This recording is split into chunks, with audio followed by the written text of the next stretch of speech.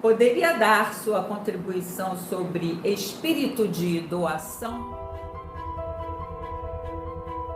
Opa! Ô Getúlio, que questão, hein? Gratidão pela questão excelente. Existe no Ocidente uma visão de que a doação está associada à caridade. Nada contra, tá? Nada contra. Mas em planos muito mais antigos, eu vou ficar aqui dentro do contexto budista, tá? Mas você tem isso em vários níveis dos processos das civilizações. Você sabe, né? Várias civilizações floresceram paralelas no mundo, sem mesmo ter contato uma com as outras, né? Então tá. Eu vou ficar com o budismo aqui porque você vê o seguinte. O Buda Sakyamuni, ele deixa o Palácio dos Sakyas com 19 anos para 20. E ele, depois de superar todos os mestres hinduístas que ele encontrou pelo caminho, ele, num lance de pura introspecção sincera, ele sentou-se sob a árvore de Bodhi na cidade de Gaya, determinado a morrer ou entender. Simples assim. E ao final de um período, ele emergiu dele mesmo com a autopercepção, ele autodespertou para a sua própria visão cosmogônica de tudo, a partir de si próprio. Sendo ele o universo, todos os outros também o eram. E o que acontece? As pessoas que caminhavam dentro desse processo, quem se tornava Brahmane, quem se tornava um asceta, quem se tornava um guru dentro do hinduísmo, guru também é uma posição dentro do brahmanismo, tá? Essas pessoas passavam a receber ofertas pelo fato delas abrirem mão de procurarem os caminhos mundanos para a sua sobrevivência e a partir de procurarem algo nobre e que também poderia servir para outras pessoas, eventualmente passavam a ser dignos de oferecimento. Olha só, hein? Dignos de oferecimento. Aí você não tem que fazer um grande esforço intelectual para entender isso, né? O budismo não é só para usar o intelecto, para usar o coração também. Você pensa, alguém vendo ou acompanhando a caminhada do príncipe que saiu do seu palácio e da sua zona de conforto e foi tentar entender por que nasce, envelhece, adoece e morre. As pessoas, quando viam o Sakyamuni sob a árvore de Bodhi e viam que ele estava lá inerte, impávido, na posição de lótus, as pessoas olhavam para ele sabendo que ele teria o que ele quisesse, né? Ele era uma pessoa que saiu de uma vida próspera. O pai dele era o rei, né? Da cidade-estado onde ele estava, passou a sua juventude. Essas pessoas ofereciam a ele água. Essas pessoas ofereciam a ele, deixavam aquela folha de bananeira com arroz, ou pedaço de manga, porque o cara estava jejuando. Jejuar é um negócio que as pessoas pensam que vai ficar para sempre sem comer. Não, tem técnicas.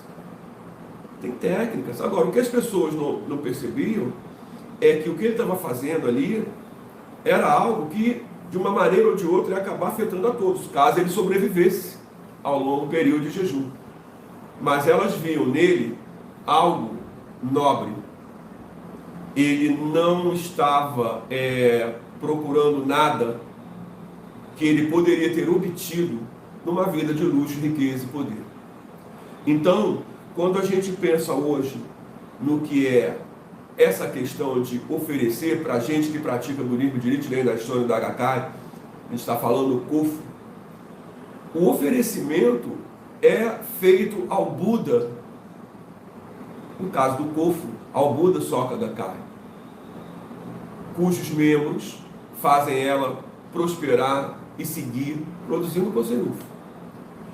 Gente, de novo, o princípio de oferenda, ele está ligado à gratidão. Se o sujeito é digno de um oferecimento, quem oferece a ele alguma coisa, oferece por gratidão. Ou seja, não é esmola no sentido estrito, não é caridade no sentido estrito, nem mesmo doação no sentido estrito. No próprio Japão medieval, aqueles que se qualificavam monges, que era um caminho que o próprio Nichiren estava tentando seguir quando revelou o Nam-myoho Renge-kyo, e depois de revelar não mais conseguiu, porque passou a ser perseguido. Se Nichiren Daishonin não tivesse sido perseguido, ele teria tido um templo para ele viver desse templo. E quem é que ia sustentar esse templo? As pessoas que o seguissem. Ok? Então, a questão do oferecimento, a questão para nós do Kofu, ela está ligada a um processo que é gratidão. Gratidão pela nobreza do Buda. O Buda Soka Gakkai, no mundo inteiro, é um corpo com 16 milhões de pessoas, aproximadamente. Então, tudo que cada um de nós faz no sentido de proteger e fazer vicejar esse corpo é bem-vindo. Por quê? Esse corpo, Buda Soka Gakkai, pretende que as nações soberanas se respeitem e não mais mandem seus jovens se matarem em guerras inúteis. Isso é um Koseirufo. Então, o Koseirufo, ele acontece quando as pessoas se tornam corretas, honestas, pacíficas. Sempre lembrando, pacifismo é você ter poder e saber utilizar-se com benevolência, né? Porque é a mesma coisa do jejum, né? Se você fala assim, eu vou fazer jejum, você vai ficar alguns dias sem se alimentar, seu armário está cheio de comida, você vai ficar sem se alimentar, você está fazendo jejum. Se você está passando fome, você não está fazendo jejum, porque não tem nada no seu armário, então você não tem como comer. Então, você vai passar fome, aí não é jejum. Jejum é algo da potência de vontade. O Buda só emerge no desejo sincero de atingir a iluminação. E é essa a trajetória que Sakyamuni propôs para a gente. O princípio da oferta está intimamente ligado a isso também.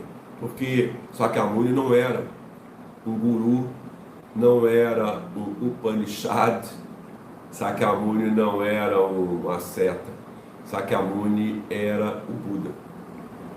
E isso é curioso, né, gente? Porque até o dia que ele nirvanizou, não havia budismo. Mas depois que ele nirvanizou, o rei Ashoka deu um jeito de fazer o pessoal conhecer. Mas isso são outras histórias.